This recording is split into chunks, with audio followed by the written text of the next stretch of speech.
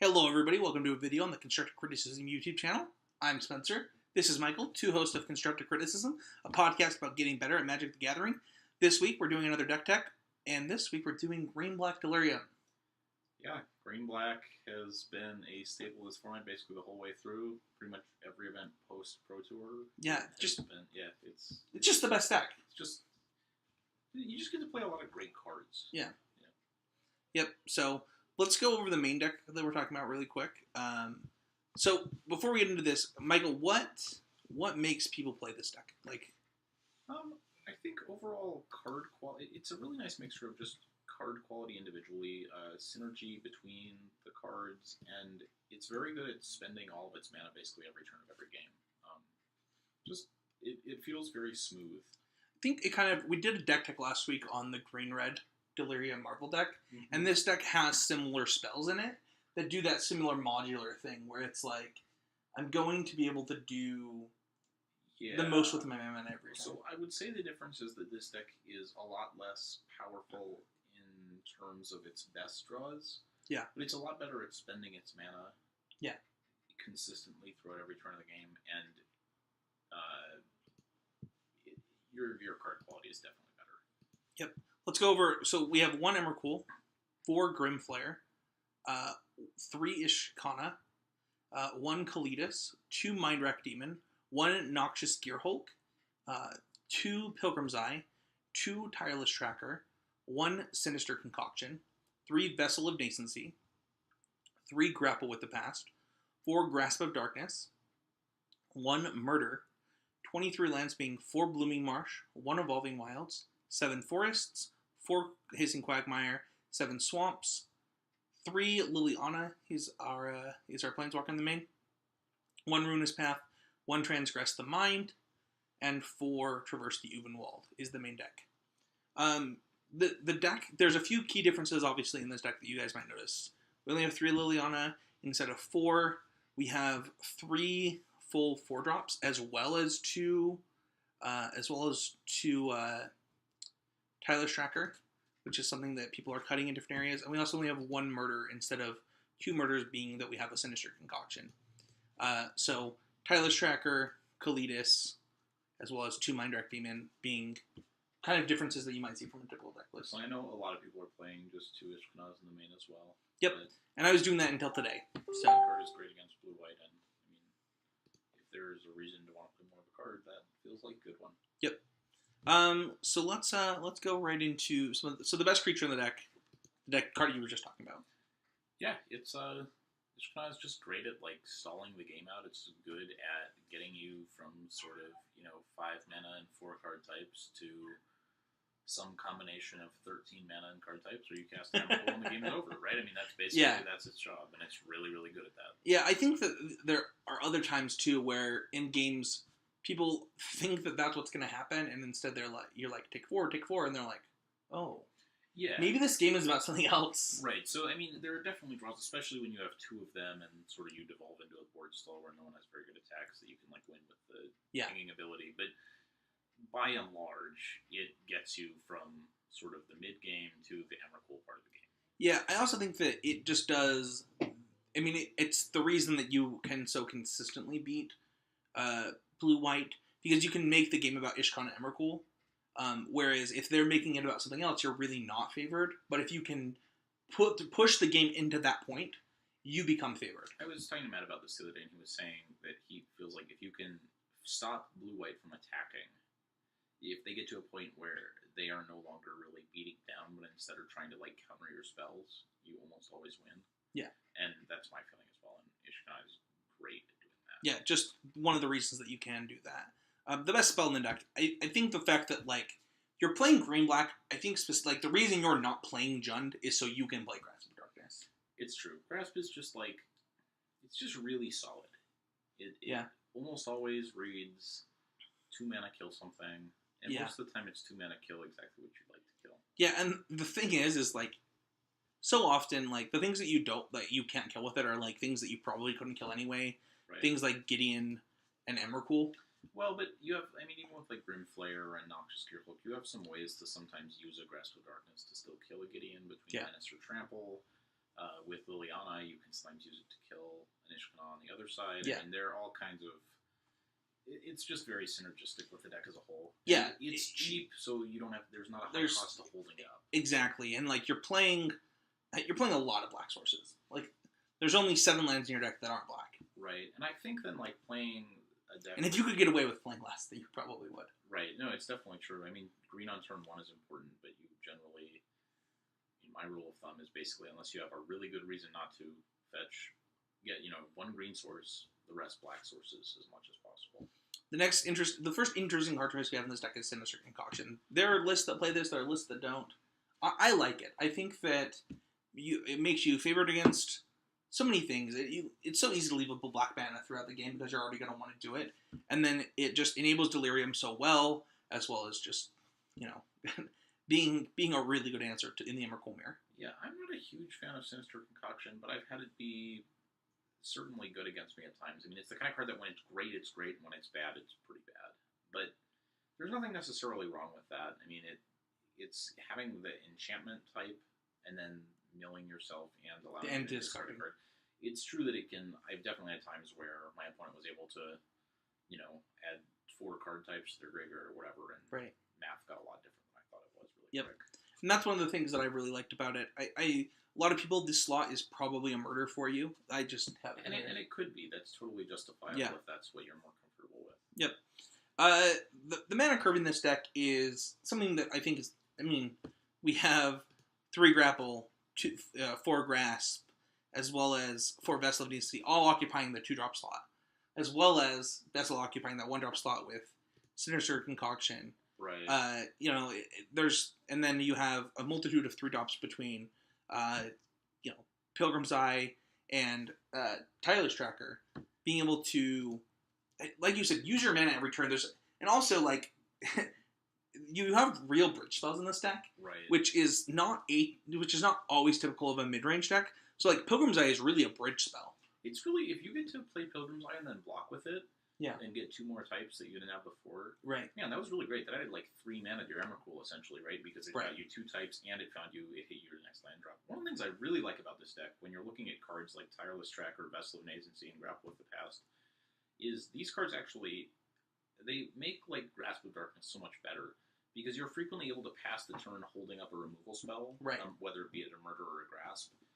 But if you don't have a target that you're interested in, you can still spend your mana efficiently. So one of the really big differences between this and some of the like more controlling decks in the format is that they tend to get really choked on. Like if you've played very much against Jeskai or whatever, they tend to get very choked on 4 mana increments, where the only really way they have to affect the game in a big way is Glimmer of Genius. Right. And here you have so many little things you can do for 2 mana that you can hold up these removal spells at just actually 0 cost. Yep. Completely agree. You kind of covered everything I wanted to talk about here. We have removal spells, bridge spells, Emrakul. Like the mana curve is everything culminates into this card, right? Traverse the Ulvenwald. Like this card is a Lay of the Land Emrakul card. It's shocking. Like if you haven't really played this style of deck before, it is shocking how good it is at casting Emrakul by turn 7 or 8. Yeah.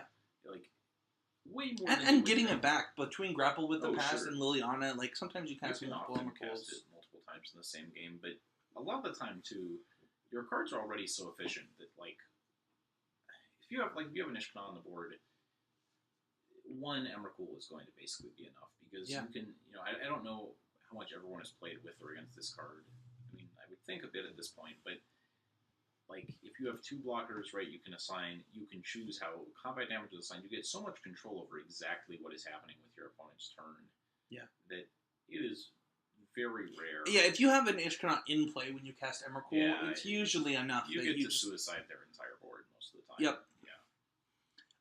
Yeah. So the next thing that we have here after the mana curve is, my favorite interaction in this deck is it's actually Mindwrack Demon.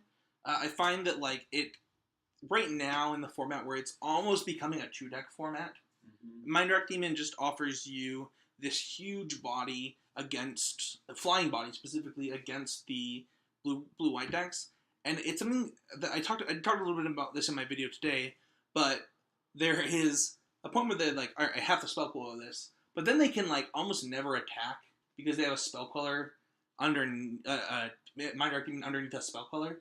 Even mana up, it's like, ugh. Right, they really want to grasp or stasis snare it, not spell queller it if they can. Because it's a really, it's just, the being like a 4/5 rather than a 4/4 is just so big against that deck in particular because it makes Avacyn, it literally brick walls them without an emblem. Completely agree. And I think that it's funny that you would like, you're like, no, like I have this under my spell queller, I can now attack, but now it's like, actually, like the toughness of ugly. This body underneath the spell queller actually makes it hard for me to profitably attack, and the ones that don't usually get punished. Right. Well, it kind of goes both ways, right? Like, what you're really, like we said earlier, if you're playing against blue-white and they feel like they're unable to attack, it's going well for you. I mean, you are the better deck in the long game. Right. So, anything you have that sort of discourages the game from ending quickly is exactly what you're looking for. Yeah, so when you're talking about matchups with this deck, I would say that the best matchup for this deck is really nonsense decks. It's funny. It's hard to say like what your best matchups really are, but the thing is that it's really most matchups are at least fine because you're just a big pile of value creatures and removal spells and eventually an Emrakul, and like that's it's just. Yeah, there aren't like a lot of decks where that plan is bad. And that's exactly what I wrote down. I said you just have enough powerful and real game plan that interacts with your opponent that you can force your opponent into playing real Magic. And once you're in that point where you're both playing real Magic, you're just favored. Your deck is just likely better at that than theirs is. It's exactly that. Like you have a good mix of powerful creatures removal, a great end game, recursion engines. You just have a lot, and like. Although I wouldn't say blue-white is easy, and there are a lot of other matchups that aren't easy, I think... I guess if you're looking for a downside for black-green, the biggest one is probably that you don't really have any nut draws. There are very few draws where you just, like, your opponent doesn't get a chance to play Magic. No, you're trying to force them to play Magic. Right. That's, like, kind of the point of your deck, which I think does make you better against nonsense decks. Now, the nonsense deck that's specifically not true in this case is Marvel, whereas that's a nonsense deck that you're, like, specifically not favored against. When you look at, like, the green-red versions of the deck, where they have 4 Emrakuls, you're just not favored to get, like, you're gonna play an Emrakul, you're gonna take their turn, and they're gonna have 2 Emrakuls in their hand, and you're gonna say, well, both these are gonna get cast, and I have no way. I can't win this game. And so, there isn't a lot you can do to help this matchup. We'll talk a little bit about what we're doing in the sideboard to do that, but I think overall, your way to beat that deck is just like, hopefully you get to activate their Marvel. Somebody told me that they took their opponent's turn and got to activate their Marvel, which made almost no sense to me. I can't imagine a situation where I like cast an Emrakul and they didn't activate it, like their Marvel with leaving you no energy. With the green-red deck, it happens sometimes where they have like an Ishkanah in play. And you're able to, in their combat step, then suicide a bunch of their stuff to make 6 energy and use it, or they top deck a puzzle mod or something with you in control. Okay. So it happens. The problem is that, like, even in that situation, you're still unfavored from that point, which is, like, sort of mind-blowing. Yeah. I don't think unless they're almost dead on board, you're even favored at that point. So, like, that matchup is bad, and I'm not sure it's really fixable, but... If you believe that blue-white has a good matchup against Marvel, then you're sort of... I mean, black-green is sort of picking your spot on the triangle. Right. And much like blue-white, black-green is very good against stuff that you don't really quite get what's happening. You're like, I don't really know what my opponent's doing, but we're just going to play this game of Magic instead. Right. I'm just going to play better cards than that, and we'll see how it goes. So, the thing that I think about, like, the reason to play... how do I say this? So, I think that the reason that this is in a great spot is because of what we were talking about earlier, where it's like, this deck is trying to make you play its game of Magic, and when you can dictate a game of Magic to play it the way that you want, it really favors you as a player, because you get to make, like, the meaningful decisions in a game. Now, the problem with this is that everybody is gunning for you, so, like, they're trying to make the game about something different than you want it to be about, so they're trying to make it about not real Magic, almost. Right. Like, for example, I don't actually know that Spell Queller, like, mono instant speed Magic is not real Magic, right?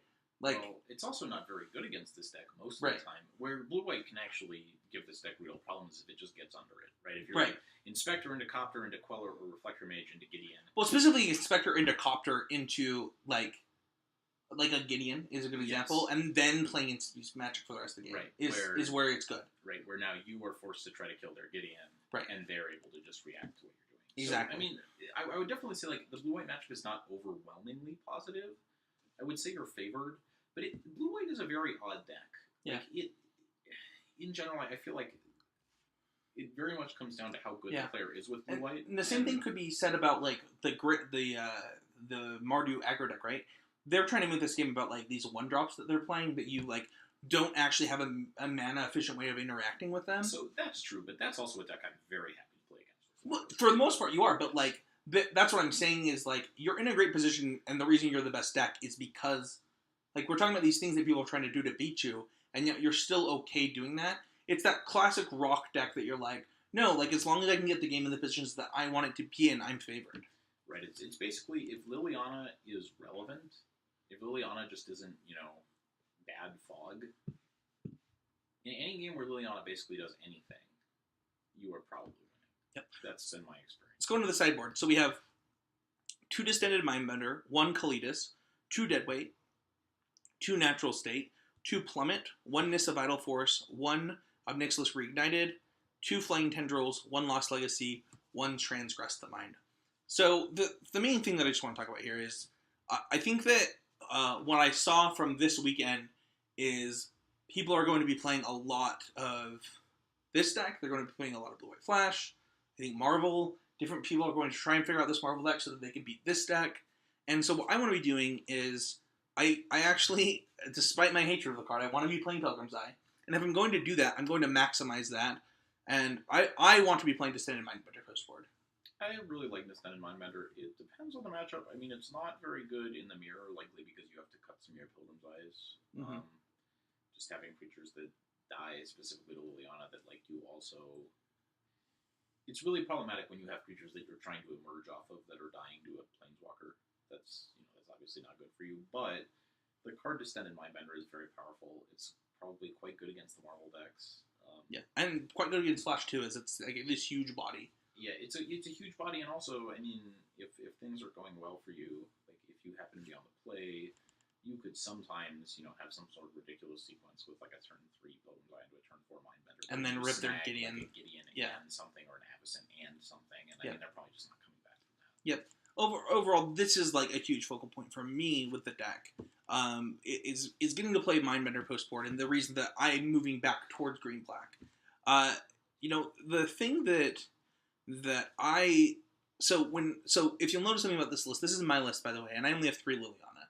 Because of that, I do want some kind of aggro hate post board. I can't afford to play 3 Liliana, less murders. Like I'm just playing less removal spells for. I mean, I'm playing a Mindwrack Transgress, right? Like. So a lot of people have played 2, but I actually kind of like 1. Because 1 is pretty good even in the aggressive matchups a lot of the time. But the second one is often literally the worst draw in the deck. Yeah. So one thing that I'm doing to kind of combat like my decisions in the main deck, I do have 1 Kalitas and 2 Deadweight post board. Some people have that Deadweight main deck. That would just also take up that Sinister Concoction slot. Okay. I also don't like it main deck. You would have to have a pretty aggressive metagame before I think I get on board with the Deadweight main deck. But Deadweight in the post board games is very good. Would you say Vessels often get trimmed for Deadweights in the most aggressive matchups? Yeah. Yep. Yeah. The other thing that we have here is we have 5-drop Planeswalkers. Somebody asked me the other day about Ob Nixilis in this deck, and they're like, "Oh no, you can never bring that in against blue white." I'm like, "Why wouldn't you bring that in against blue white?" So I don't like Nissa against blue white because I was specifically talking about Ob Nixilis in that. Right, but I think that both these cards are also quite good in the mirror. Yep. And I think that it's important to have a lot of stuff for the mirror, and it's not necessarily even about cards. It's about having a game plan and believing in your own ability to beat other players in the same deck. I mean, this is just not the kind of deck you want to be playing if you hate mirror matches. Oh no, definitely not. And Nissa being a card that is quite good in the mirror match, and Ob Nixilis being able to kill Emrakul, as well as in my opinion, this card has been very good for me in the blue-white game, where like they think that they like have you locked out the game, like they can't like draw a removal spell outside of A more than 3-drop removal spell can be Yeah. pretty powerful sometimes. Having played a lot with the Marvel deck lately, Yep. Chandra is sometimes good for for similar reasons. And then, being able to have just hedge a little bit. Lost Legacy and Transgress the Mind being maybe I can do something to help me against Marvel. Also, Nissa comes up in that matchup where like you got to do something. Yep.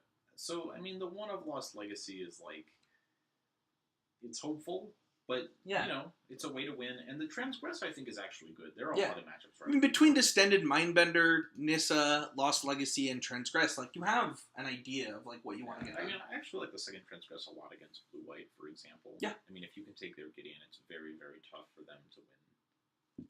That's been my experience at least. Yeah. So overall, I think that there are so many different ways you could build this deck, and the reason that it's the best deck is kind of what we talked about. Like, you make the game plan about this Ishkanah, Emrakul game. You have tons of valuable plays in your deck between Kalitas, Mindwrack Demon, Noxious Gearhulk. There be some games where you're just like Mindwrack Demon, and they just are like, oh, well, I can actually just never beat a 4/5 flyer. Right. So, I mean, really the best thing about this deck is that you can make small changes to the list that make a big difference in terms of how games play out. Because of Traverse, because of Traverse and Grapple, and Vessel, like you actually can make minor changes that add up to like 1.5 card changes when it's just like 1 or 2 cards off. Yeah, it's impressive the amount of cards you get to see every game, and I think that's a big selling point. Like, this is a deck that's very customizable, and you can sort of build it how you would like to play it. And I think there's a lot to be said for just knowing, liking, and having a plan for what you're playing with. Completely agree. I think that's it for this week, guys. Thanks for watching the Deck Techs. Don't forget that you can support these kind of videos on patreon.com/ccmtg. It would be really helpful for Michael and give him a little bit extra money. He comes in and does this with me, which is really fun for me. So thank you, everybody, for watching. Please leave a comment, share, subscribe, and check out the podcast. We'll see you guys all next week.